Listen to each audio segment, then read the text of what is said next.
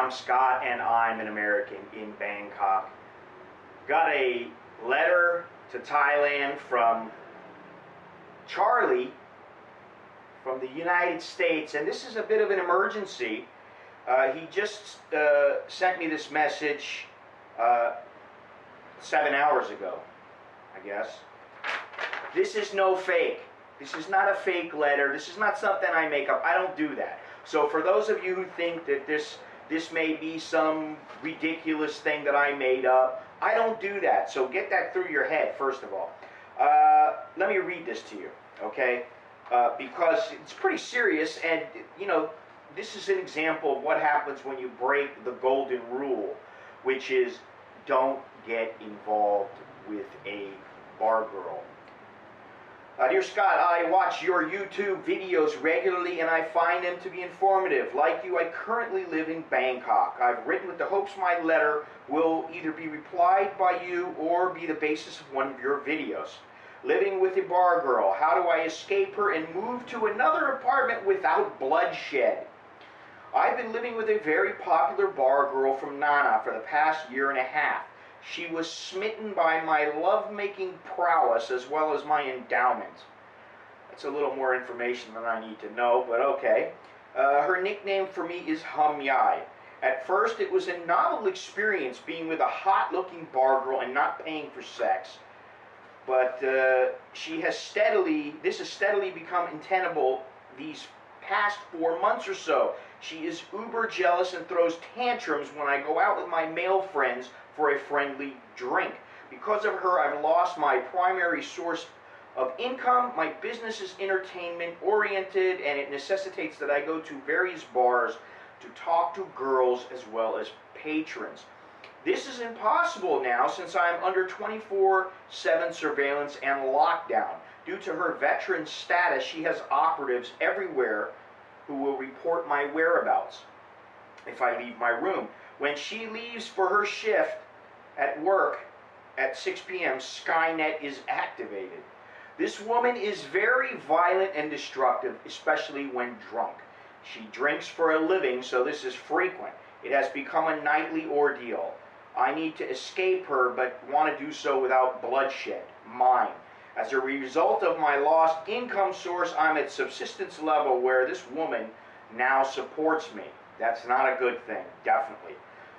I've lost my balls and feverishly must reclaim them before it's too late. I'm planning on moving from my apartment, where she resides with me, this coming August to escape the hell I'm in. I have a friend who's moving to Bangkok from the US, and we plan on sharing a 2-bedroom apartment together. My friend and I will be going into business together. The key is I separate myself from this woman. If you have any words of wisdom you can impart on me on how I can move from this psychotic woman without incurring violence to myself. There may be others in a similar situation, so if you read this on your channel as a dedicated subject, maybe others can help or can be helped. Thank you for reading my message. Sincerely, Charles, not in charge. So I wrote him back, and here's what I said. First of all, I have a few questions. I didn't have a lot of time at the moment that I responded to him, but I still managed to churn out a page and a half of as an answer to him. For now, and as I sense the urgency, I'll give some quick advice and ask a few questions.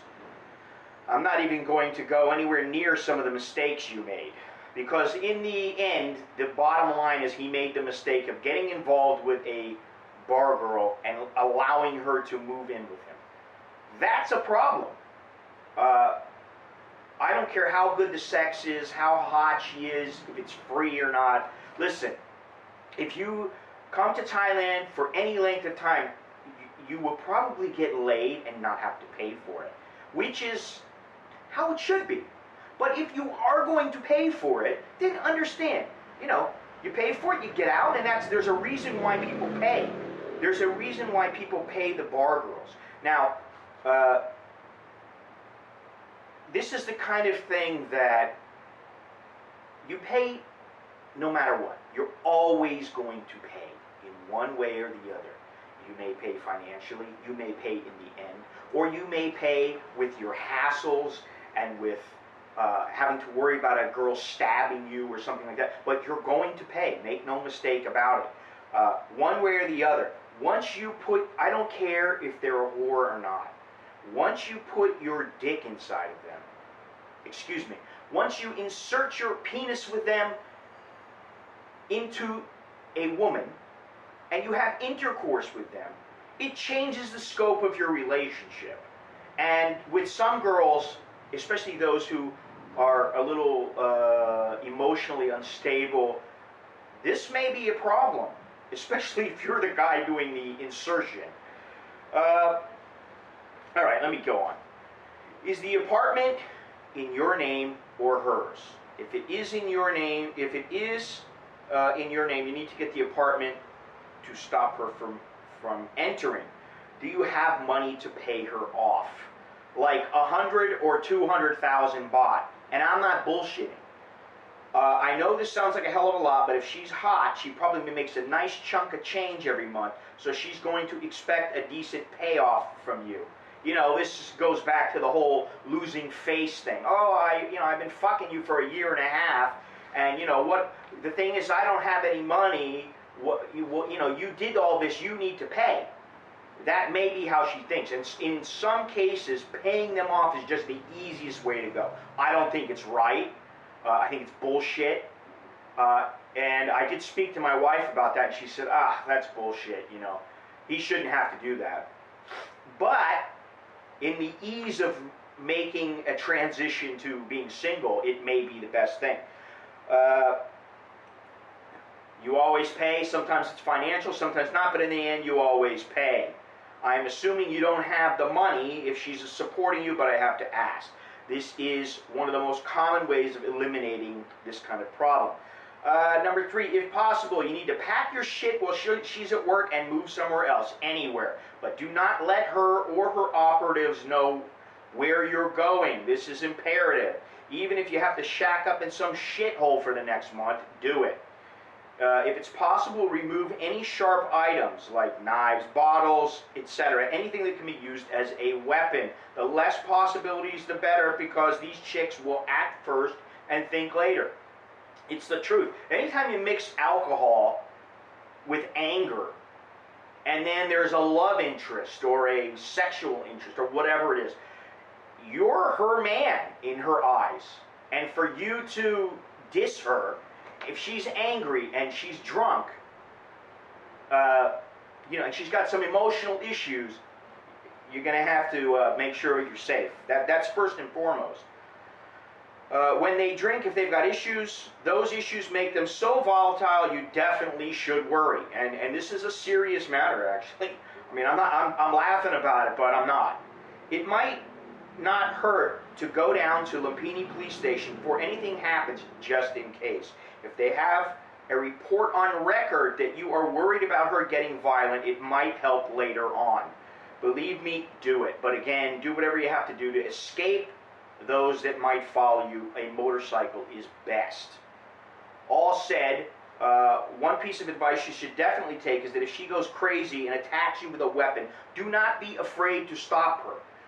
Choke her out, knock her out, do whatever you have to do. But, self-preservation supersedes not hitting a woman and all that other stuff. I'm not for that, but, if a girl pulls a knife on you, you better do what you have to do to either get out of there or to disarm her. And if that means, smacking the shit out of her, then that's what you got to do, because it's better to be tried for hitting her than to be carried by 12. That's just my own opinion. And I'm not, like I said, I'm not for hitting women, but anytime somebody pulls a weapon on you, that supersedes gender, in my opinion. Okay? And you don't have to agree with me, but that's what I think. She could take an eye out, slice your face up with a bottle or whatever, and I have seen it happen. It almost always involves a bar girl and alcohol, or it just involves alcohol. Once you are out, do not see her again. Make your only communication and that's if it's only necessary, via text, and maybe in a rare case on the phone, but chances are you may have to change your phone number, which, you know, that's not a big deal. All right, let me go on here. Sometimes the girls are a little bit slow to figure out what's best for them or their partner, and they'll hold a grudge on you, but as time passes, even the hardcore, even the most hardcore, bitter bar girls will get over being hurt, at least partially, enough for you to be safe. Not always, but just remember that what you need is breathing room to let her get over you and to find somebody else. She'll hate you for a while, but who cares? If she does, she does. If she doesn't, okay, great. But the important thing is to extract yourself with your balls intact, and hopefully to make your rounds in the bars without having major problems. And this is the big thing. You know, a lot of times you go into the bars and you hook up with a girl. To you, you know, you're just like, yeah, I want to have some fun, I want to have sex, I want to, you know, whatever. And maybe you take her a couple of times. Then all of a sudden she's like, you're mine. Now, if you're in that same bar and you hook up with a different girl, they may or may not get pissed off at you. Now, to me, it's like, listen, bitch, you don't have the right to get pissed off. You're a whore. You are a prostitute. You don't have the right to tell me who I pay. That's how it is. The thing is, though, is that some of them, they are irrational, okay? And that's the thing. And when you add alcohol to that irrationality, then you get a dangerous situation. If it makes you feel any better, I've been in the position you are. The girl I was with eventually told me she would be with me again once I started earning again. But the thing with her is that she wasn't violent, okay? I did see her again later on, I don't know, it was a year or two later. And I declined to be with her because I figured, hey, if she's going to, you know, like, go away from me because I didn't have any money, then, you know, she'll do it again. Well, she's not going to stick with you. So, I mean, you know, I learned my lesson with that one. Now, he did write me back again. And this is what he said. First, I'm appreciative you taking the time to read my plea. As you surmised, I'm in a precarious and somewhat dangerous position. Yes, time is fast becoming an issue since August will be here before you know it. That's when my U.S. friend will be here and we'll get a 2-bedroom apartment. Now, here's the thing. His apartment is in his name, and he's on a month-to-month, but there is no security in his apartment, and that is a problem. And it's, I know the place, at least I'm pretty sure I know the place, and this is not the kind of place that would be considered safe. This girl could come and go whenever she wants, and there's nothing that he can do about it. He does not have the money to pay her off.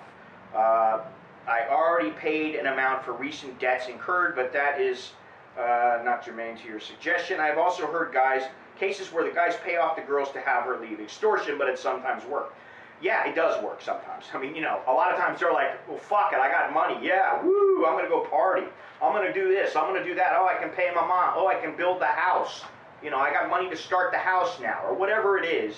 But sometimes it works.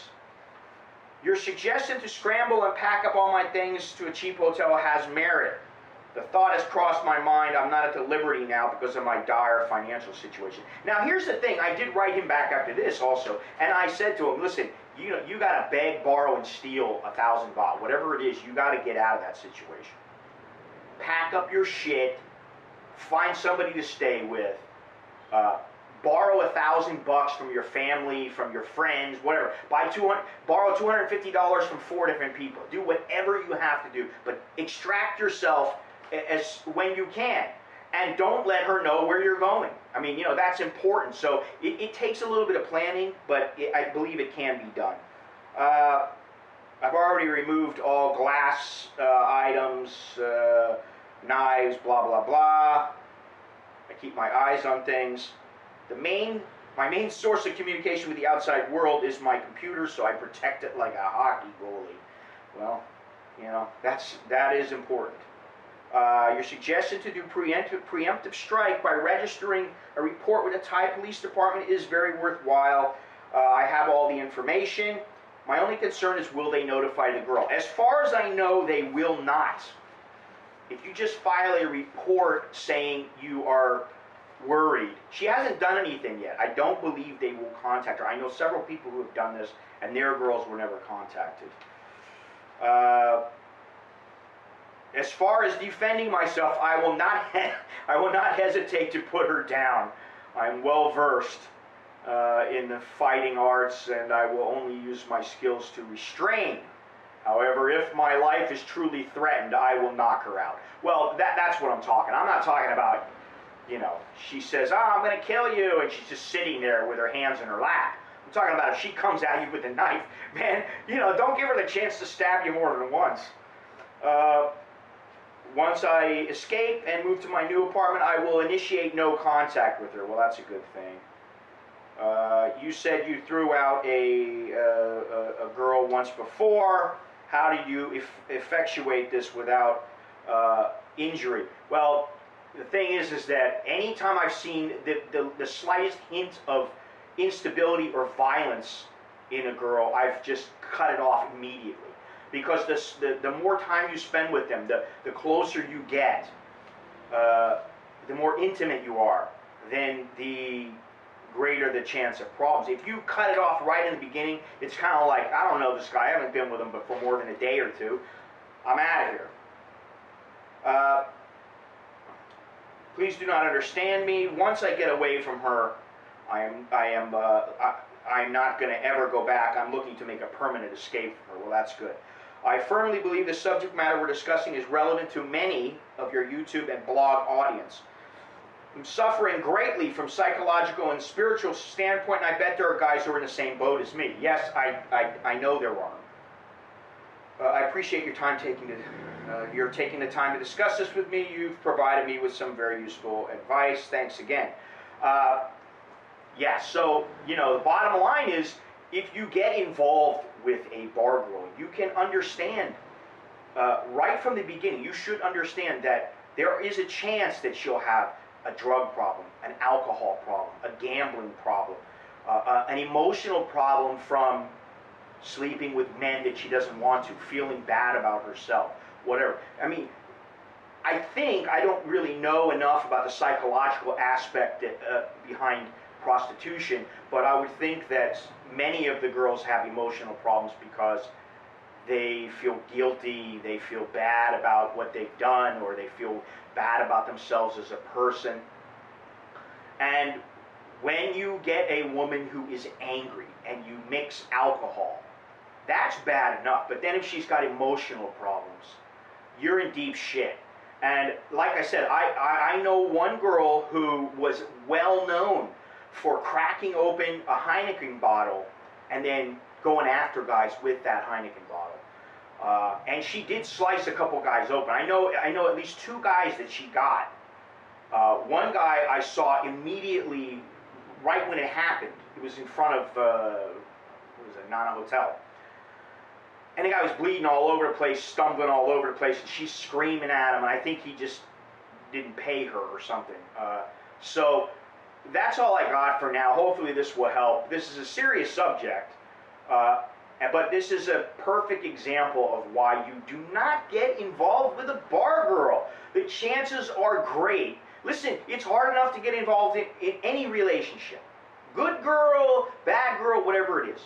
But even with a good girl, it's hard enough to have a solid, strong relationship. A prostitute is not for a relationship. She is for sex. And I think the sooner people remember that, and the sooner they remember that it's difficult to get involved with a woman, and then you get involved with a woman from a different culture, that's even more difficult. You have to really know the culture. You have to know how they think, and that makes it easier to get along, easier to communicate. But once you throw in that prostitution bit, she's a whore, she's a prostitute, and she's selling her ass for guys. You don't know what she's gone through. She might have been raped by an uncle, and she wanted to get away from home. You have no idea what's going on in these girls' minds. And then you don't really understand the culture and the language. you know, it's just, to me, it's like I said before, I look at things risk reward. The risk is high, the reward is low. I don't care how hot she is. Listen, she's hot for a short period of time. Most Thai girls, they're going to be hot for 10 years. And after that, they, you know, listen, they pop out a couple of kids, and, you know, they get older, just like everybody does. So that will fade. The beauty will fade. The outer beauty will fade. You know, I mean, believe it or not, I used to look like Brad Pitt, but, you know, hey, shit happens. You get old, you lose your hair, you put on a few pounds, and the next thing you know, you look more like George Costanza than you do Brad Pitt, you know, so that's what happens.